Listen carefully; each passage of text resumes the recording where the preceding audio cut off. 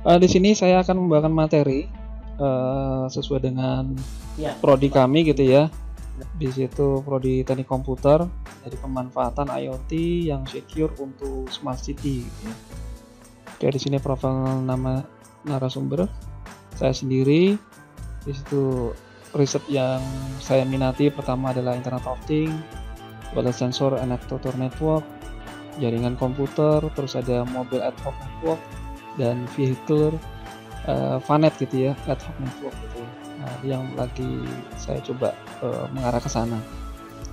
Oke, di sini outline hari ini saya akan membahas dari konsep smart city, terus ada implementasi IoT pada smart city, terus keamanan IoT, dan yang terakhir adalah kesimpulan. Oke, pertama tantangan masa depan yang dihadapi smart city gitu ya. Ada yang pertama adalah jumlah penduduk yang terus bertambah gitu ya di suatu daerah. Terus itu pun juga merupakan tanggung jawab dari pemerintahan daerah dan pemerintahan pusat. Terus ada tantangan lagi yang berikutnya adalah urbanisasi. Jadi perpindahan dari penduduk desa terus pindah ke wilayah kota gitu ya, mencari nasib kehidupan yang layak di kota. Terus kota makin lama makin menjadi besar. Nah, ini yang merupakan tantangan bagi pemerintahan daerah atau pemerintahan kota. Terus di situ ada kemiskinan. Nah, di sini merupakan tantangan juga, ada kesehatan dan populasi lanjut usia gitu ya. Kesehatan dan populasi lanjut usia. Tapi kalau di sini saya informasi yang saya dapatkan di situ kayak misalnya di Thailand gitu ya. Populasi lanjut usia di situ usia harapan hidup gitu ya. Usia harapan hidup di sana rata-rata sekitar 75 atau 80 ke atas gitu, 80 tahun ke atas. Karena di situ mereka populasi mereka di situ sangat apa ya istilahnya, sangat usianya cukup tinggi, di mana tidak berharap dengan mungkin anak-anaknya gitu ya, mungkin orang-orang yang lebih masih muda gitu ya. Jadi mereka bisa menggunakan beberapa teknologi yang terbantukan dalam memenuhi kebutuhan mereka gitu ya. Jadi untuk populasi yang usia lanjut, yang populasi untuk manula. Terus di sini ada kebutuhan energi. Nah, ini merupakan tantangan juga, kebutuhan energi, sumber daya yang terbarukan gitu ya. Terus di sini ada penanggulangan polusi. Nah, di situ ada polusi, bukan hanya polusi udara saja, tapi udah ada air, ada laut atau tanah gitu ya. Di situ bagaimana caranya dengan tantangan ini kita bisa mengimplementasikan dari smart city gitu ya. Jadi untuk mengurangi istilahnya polusi yang ada gitu ya. Mungkin dari asap pabrik, asap kendaraan dan lain-lain. Terus di sini ada kesenjangan digital. Nah, ini kalau Anda perhatikan di situ kesenjangan digital, di mana di wilayah Indonesia Timur itu sangat sangat kurang sekali gitu ya dalam proses komunikasi mobilnya mereka, di mana di situ mereka di situ akses telekomunikasinya jadi sangat kurang dibandingkan daerah-daerah yang kota yang mungkin wilayah Indonesia Barat atau mungkin di sekitar Jawa gitu ya.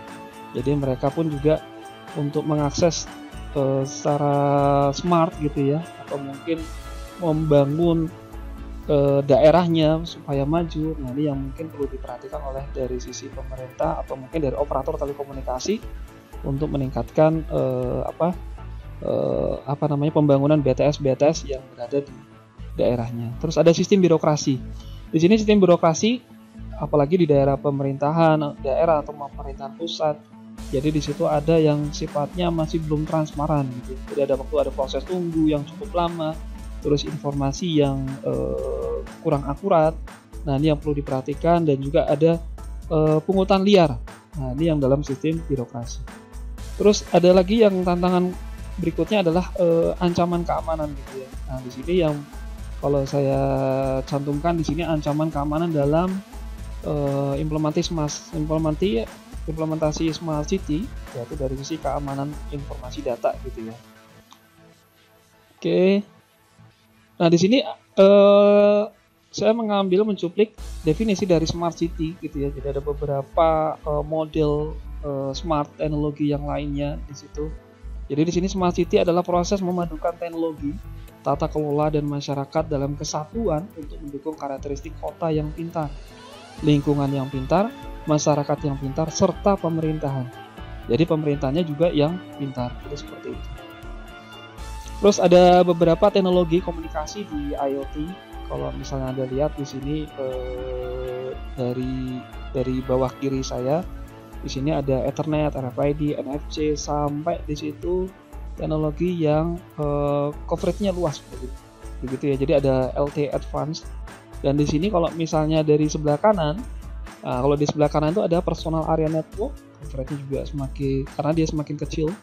Ada Local Area Network, ada MAN, ada Wide Area Network. Jadi ini tergantung dengan coverage area yang akan bisa digunakan untuk komunikasi di Internet of Things. Di situ ada kalau yang tanda warna merah, nah ini ya, ada warna merah, ada MAN. Nah ini yang bisa diimplementasikan, beberapa implementasi yang kita bisa gunakan untuk teknologi yang bisa diterapkan di komunikasi antar perangkat device. Jadi machine to machine di perangkat IoT. Jadi seperti itu. Nanti kalau misalnya coveragenya semakin luas, nanti akan kelihatan seperti yang di atas ini, ada WiMAX, ada 8G, 3G, 4G, dan LTE. Mungkin seperti itu. Oke, terus ada model Smart City. Smart City diantaranya kalau pembagiannya, ini kebetulan saya lihat ada Smart Business, ada Smart Governance, ada Smart Retail, Smart Komunikasi, Smart Building, Smart Education, ada Smart Mobility, Environment, dan Smart Agriculture, ada Smart Economy, dan di situ ada teknologi komunikasi yang bisa digunakan untuk menghubungkan smart tersebut itu dalam Smart City. Jadi seperti itu ya. Oke, di sini ada dimensinya, dimensi Smart City. Nah, kalau di sini ada teknologi itu bagaimana sistem terkomputerisasi, di mana terkoneksi dengan jaringan komputer yang sifatnya adalah mungkin yang internet atau intranet gitu ya. Terus ada namanya dimensi people. Nah, dimensi people itu bagaimana membantu meningkatkan pengetahuan masyarakat gitu ya. Terus menciptakan inovasi di dalam masyarakat, meningkatkan rasa kemanusiaan, dan mungkin juga bisa media proses pembelajaran yang ada di masyarakat. Terus ada community, bagaimana kita membentuk komunitas yang smart di dalam lingkungan yang saling terhubung di antara dimensi people dan dimensi teknologi. Nah, di sini kalau Anda lihat dari sini, dari teknologi ada beberapa penerapan teknologinya, di antaranya adalah Information City, Hybrid City, Wired City, Ubiquitous, ada Intelligent City, dan Digital City. Mungkin seperti itu. Nanti silakan eksplor dengan materi yang ada di sini. Terus ada jenis aplikasi. Nah, di sini jenis aplikasi yang berbasis Smart City ada Sensible. Sensible itu bagaimana suatu perangkat lunak tersebut bisa mengindra terhadap lingkungan di sekitarnya gitu ya. Jadi ada proses sensing pembacaan data gitu ya, penginderaan dalam terhadap lingkungan tersebut. Terus ada connectable, yaitu bagaimana kemampuan untuk menghubungkan informasi yang kira-kira di situ bisa ditampilkan pada perangkat lunak tersebut ya. Akhirnya bersangkutan bisa digunakan oleh si para pengguna atau khalayak umum. Terus accessible, jadi aksesnya gitu ya, yang siapa sih yang bisa mengakses sistem tersebut gitu ya. Terus ada ubiquitous, di situ kira-kira di situ pengguna kapanpun dan dimanapun bisa mengakses secara online atau sifatnya mobile gitu ya, tanpa terhalang beberapa kondisi atau mungkin lokasi yang kira-kira bisa dapat digunakan asal terhubung dia dengan perangkat servernya, itu namanya ubiquitous. Terus ada sociable, yaitu dia terhubung dengan jejaring sosial yang ada di internet. Terus ada shareable, yaitu kemampuan untuk menyajikan objek dalam data atau mungkin informasi ke dalam sistem yang ada di dalam jaringan komputer. Terus ada visible augmented. Nah, di situ kita memiliki kemampuan untuk menginformasikan, dapat mengakses secara langsung melalui lokasi secara fisik gitu ya, lokasi secara fisik, atau mungkin dia bisa dapat diakses secara online.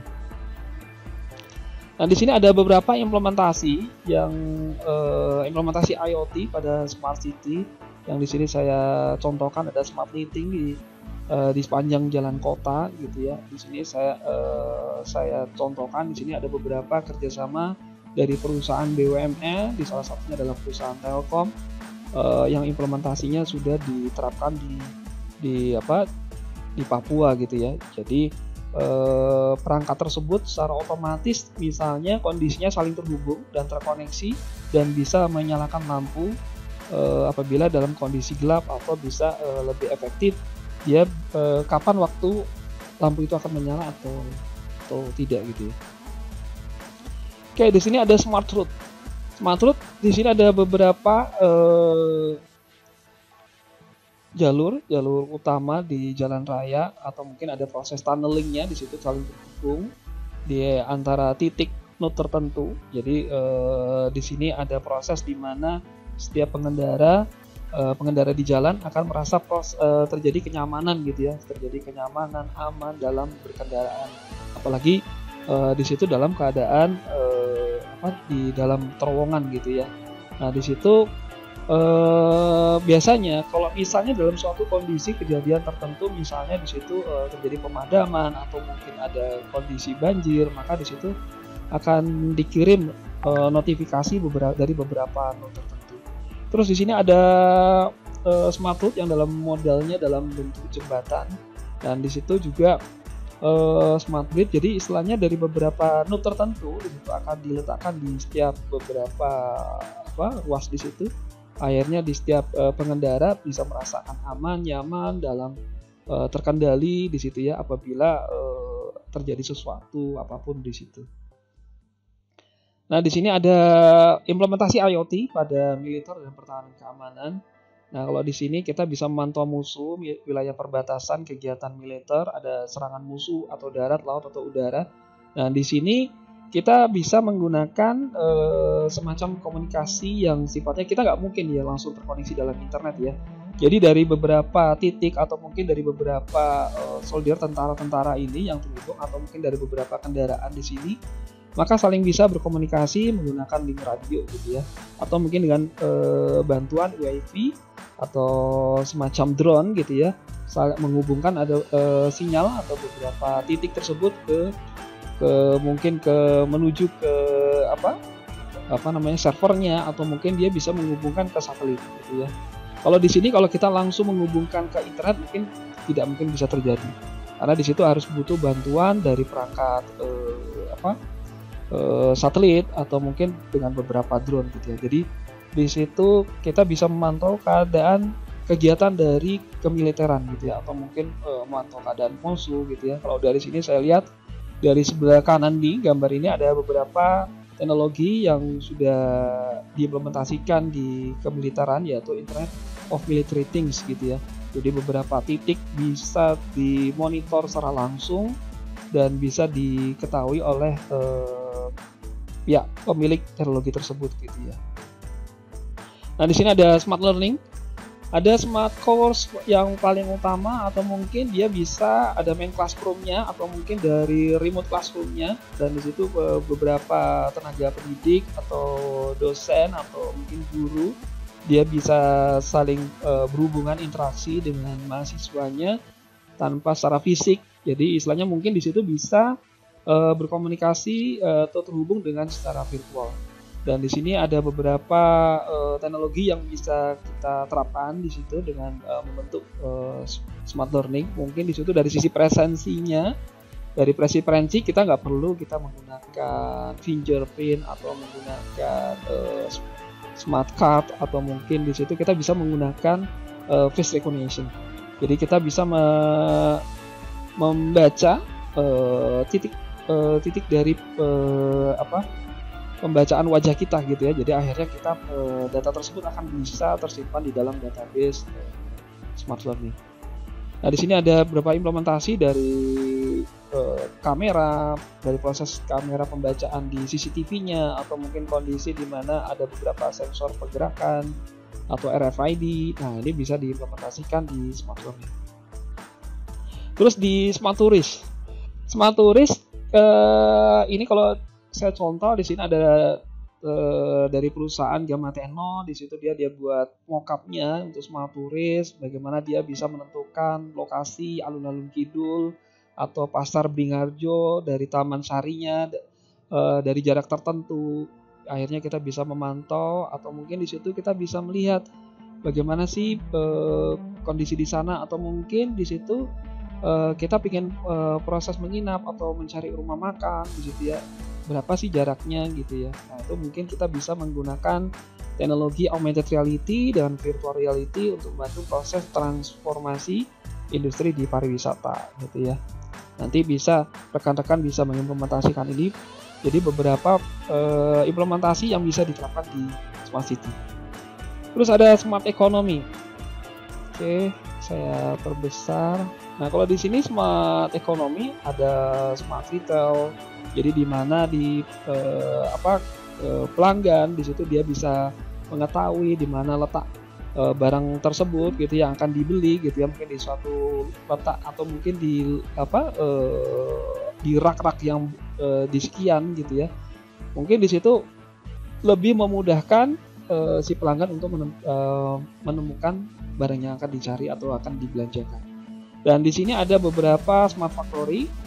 Nah, di sini dari beberapa industri bisa menerapkan beberapa teknologi. Di situ menggunakan beberapa interaksi robot gitu ya. Dan di sini ada juga smart building atau smart home. Di sini juga dia meletakkan beberapa sensor di setiap titik atau di setiap sudut.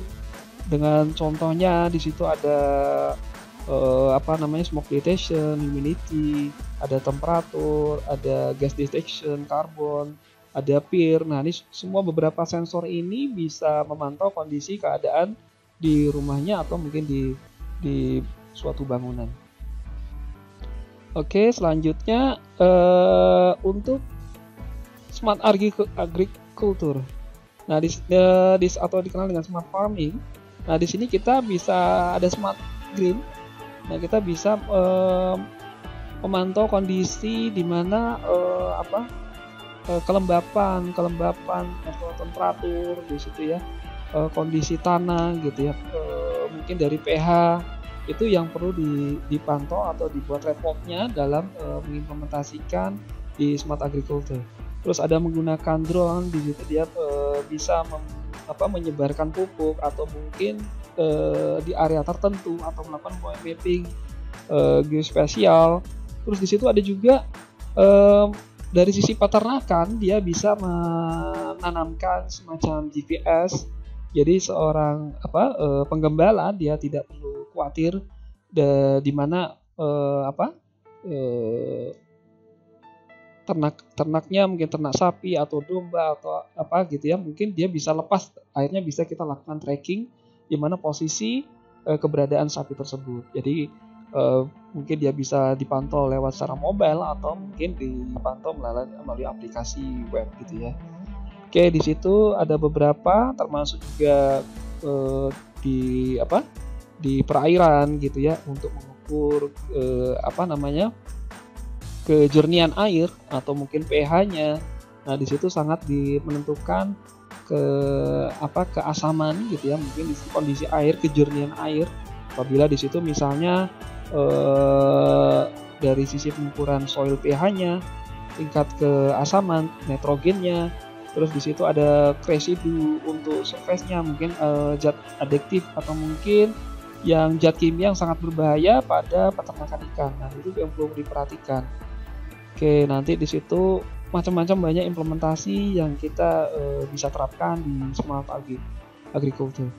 Terus ada smart healthcare. Nah, di sini kita bisa mengimplementasikan jadi beberapa node itu yang diletakkan, node sensor yang kita bisa letakkan di perangkat tubuh kita, yaitu dengan body area network.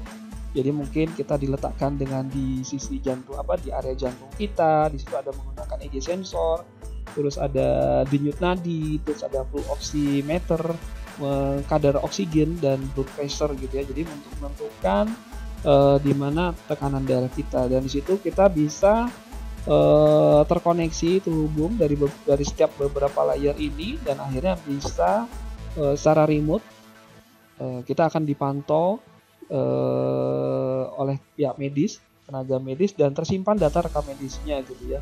Jadi kalau misalnya data rekam medis itu tersentral, maka apabila kita berkunjung ke rumah sakit apapun, misalnya kita di sini ada Rumah Sakit Umum Sarjito, kita ingin berobat, mungkin kita keluar daerah, mungkin di wilayah misalnya ke Kebumen gitu ya, atau mungkin ke Kalimantan. Nah, kita tidak perlu repot-repot, kita dari pihak medis bisa membaca data rekam medis kita kalau misalnya saling terkoneksi, terintegrasi secara sistem database-nya. Jadi seperti itu. Oke, terus di sini ada smart grid. Di situ kita bisa mengadopsi atau mungkin di situ mensuplai power di situ dari beberapa energi, misalnya tenaga angin, terus ada solar energi, terus ada tenaga nuklir dan thermal gitu ya, gas alam pemanasan bumi gitu ya.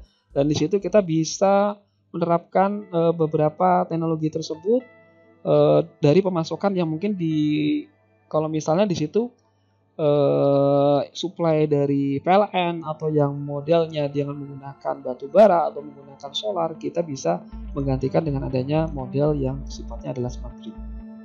Oke.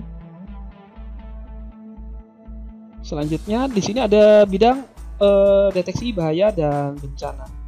Nah, kalau di sini saya kasih beri contoh, di sini ada beberapa deteksi tsunami. Nah, di sini ada beberapa survey buoy, dan di sini dia akan mengirimkan transfer datanya gitu ya, sinyalnya sebelum ke satelit apabila terjadi anomali perubahan gelombang gitu ya, perubahan gelombang laut yang kira-kira yang mungkin memungkinkan cukup besar, yang pada awalnya dimulai dari gempa bumi gitu ya. Terus di sini ada deteksi gempa bumi. Nah, di sini ada beberapa blok diagram yang di sini saya kasih contoh dengan menggunakan beberapa sensor accelerometer, dan itu terkoneksi dengan modul WiFi dan langsung terhubung ke servernya, dan itu bisa membunyikan suatu alarm di mana suatu masyarakat di sekitar tertentu atau mungkin di wilayah tertentu bisa mengetahui bagaimana kondisi saat itu gitu ya. Terus di sini ada beberapa deteksi banjir. Nah, dengan menggunakan teknologi ini kita menggunakan sensor semacam sensor ketinggian atau namanya apa saya lupa. Itu ada sensor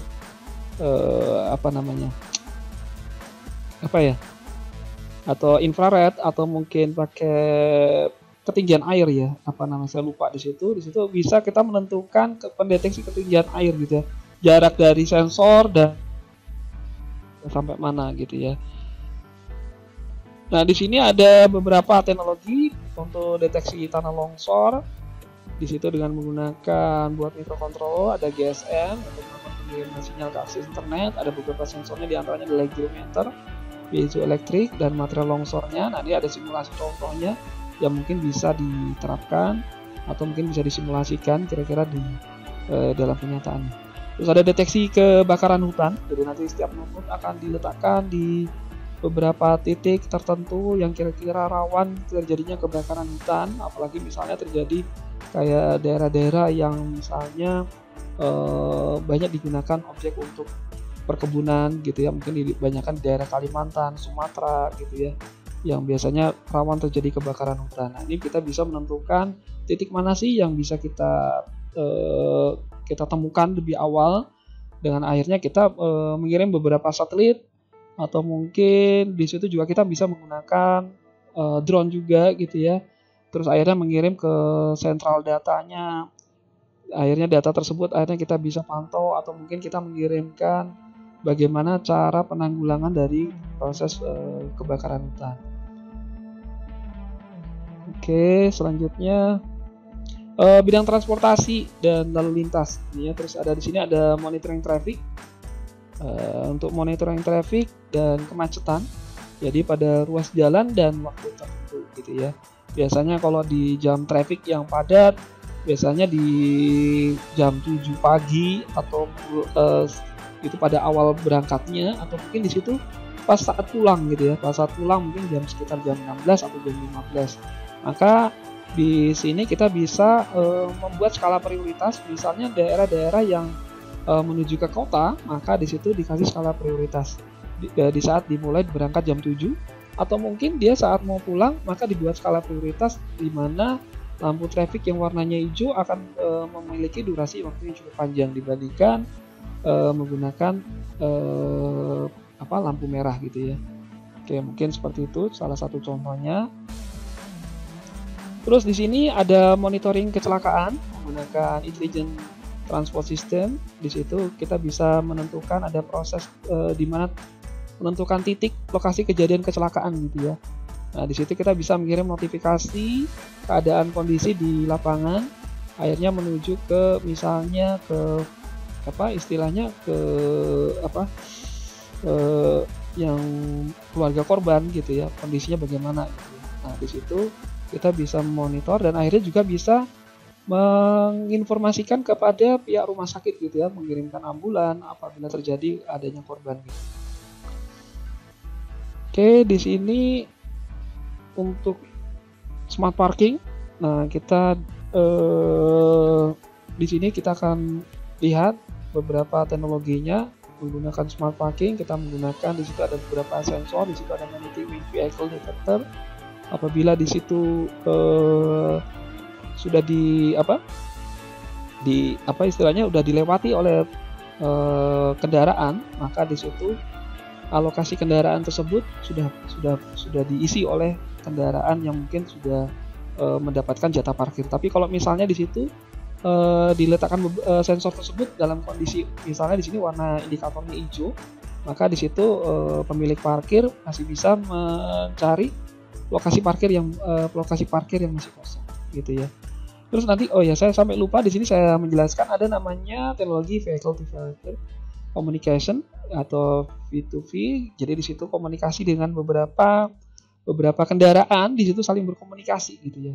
Jadi dari kendaraan satu dengan kendaraan lain saling berkomunikasi. Bagaimana dia bisa mengurangi terjadinya kecelakaan. Nah, itu ya mungkin bisa diterapkan beberapa teknologinya dan bisa dibuat simulasinya. Oke, terus dari sisi keamanan IoT. Sekarang outline-nya keamanan IoT. Jadi beberapa serangan, diantaranya di sini saya ambil beberapa teknologi, misalnya di sini WSN dan IoT.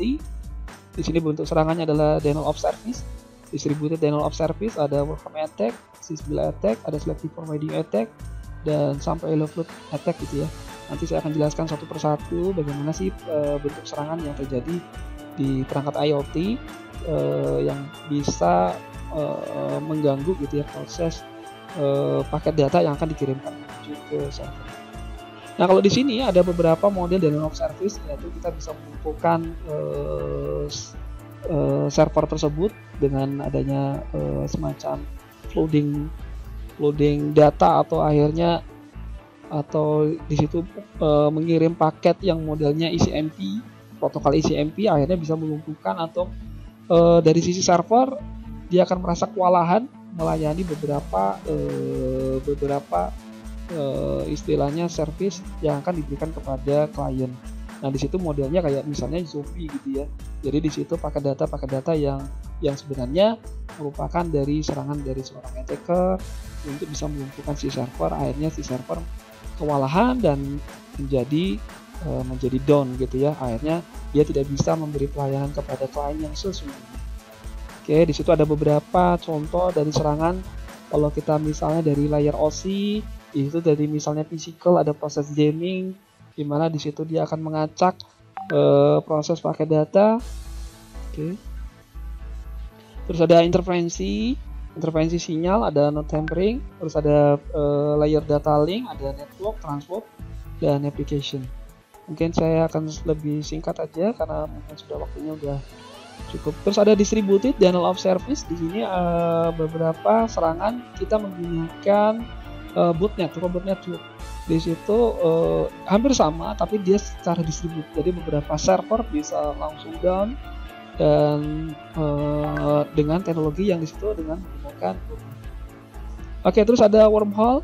Di situ kita membuat semacam saluran model lubang cacing gitu ya, menentukan perubahan rute yang harusnya jalur rute ini di situ menunjukkan dari misalnya paket data yang dikirim dari S9, S8, S6 menuju ke S5 menuju ke S2.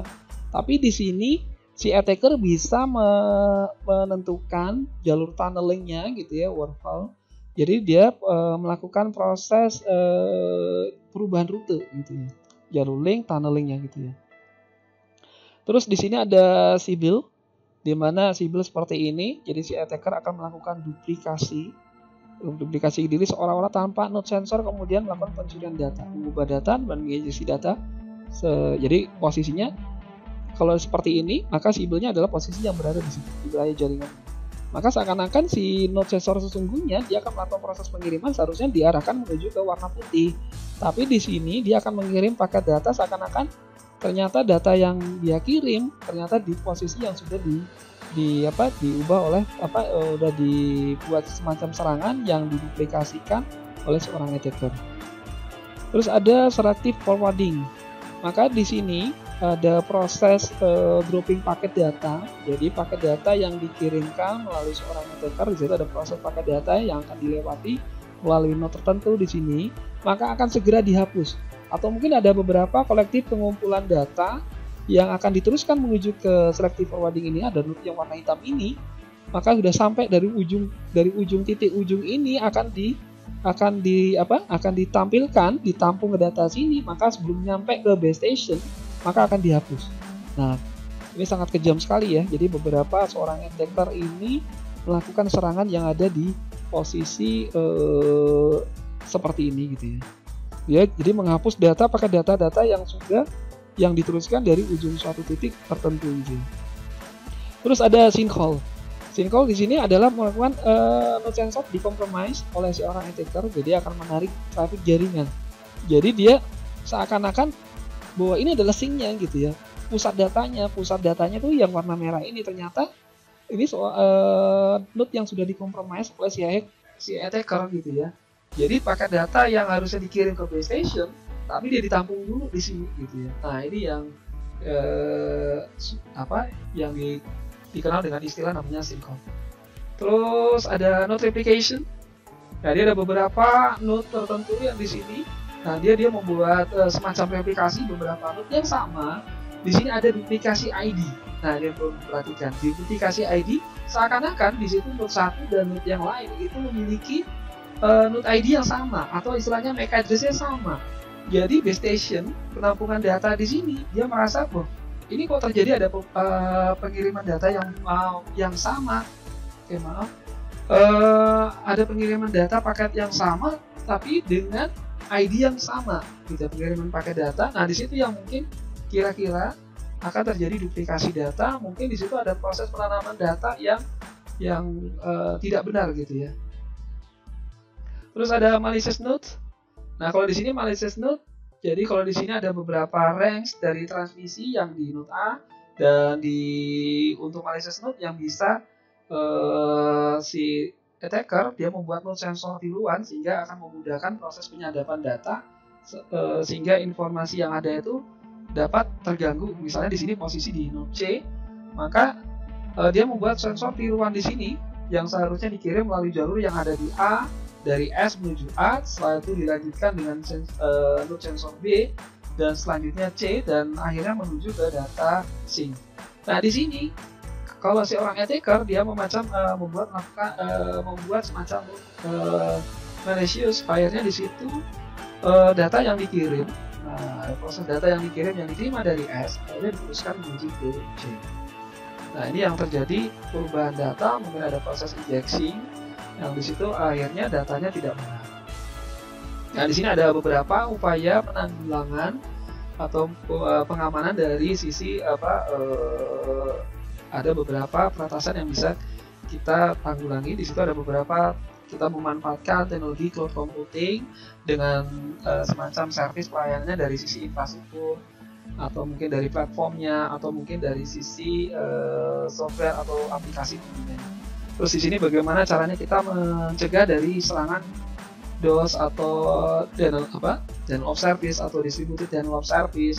Di situ kita menggunakan teknologi cloud computing. Terus ada juga kita memelihara aliran paket data dengan UDP flow, ada synchronous flow dan TCP flow dari seorang integrator. Jadi kita harus mengetahui jenis paket data atau aliran paket data yang telah dikirim oleh seorang integrator. Terus keamanan routing. Nah, ini perlu diperhatikan routing yang apabila diterima oleh ada dari notrus tertentu. Mungkin di situ ada proses table routing, proses pembacaan routing mana sih yang akan diteruskan paket data itu, yang setelah dia terima paket data, nah yang akan diteruskan ke node-node yang berikutnya. Terus di sini kita bisa monitoring kondisi dari secara teratur atau baik langsung fisik maupun secara online. Terus ada proses enkripsi dan kriptografi. Jadi kita menentukan panjang kuncinya enkripsi atau 64 bit atau 128 bit. Jadi semakin dia panjang, maka itu proses dia resource untuk melakukan peretasan semakin lama dia butuh memakan banyak resource untuk bisa menemukan password kita atau mungkin di situ. Nah, di sini kita menggunakan lagi beberapa kriptografi, ada simetrik dan asimetrik. Terus ini ada pengamanan dari setiap layer. Nah, di sini dari sisi transport kita menggunakan pemanfaatan cloud computing, client puzzle. Terus di layer network kita menggunakan beberapa autentikasi pada jaringan, redundancy checking, filtering dan probing. Terus di data link ada error correction code, ada rate limitation, jadi ada small frame. Terus di layer fisik kita ada split spectrum. Jadi ada misalnya terjadi ada proses jamming atau intervensi, maka kita menggunakan split spectrum, ada priority pesan, terus ada lower duty cycle, region mapping, dan mode change. Jadi kita melakukan perubahan mode gitu ya. Jadi istilahnya secara fisik yang biasanya sudah terlanjur diretas, kita bisa mengubah secara fisik tersebut atau dari setiap beberapa layer. Terus kesimpulannya, tantangan dari masa depan yang akan dihadapi oleh pemerintah pusat dan di daerah dapat memanfaatkan teknologi yang tersedia di Smart City yang diintegrasikan dengan perangkat IoT, sehingga di kehidupan penduduk di sana di sekitar kota mendapatkan kualitas hidup yang lebih layak atau lebih baik. Dan berbagai macam model implementasi IoT di Smart City ya. Terus di situ ada beberapa mitigasi dari beberapa serangan di setiap layer, sehingga lebih efektif kita lebih mengenal model-model dari beberapa serangan. Mungkin seperti itu, mohon maaf apabila waktu yang telah diberikan sudah melampaui. Terima kasih, dan saya akhiri dengan baca hamdalah. Assalamualaikum warahmatullahi wabarakatuh.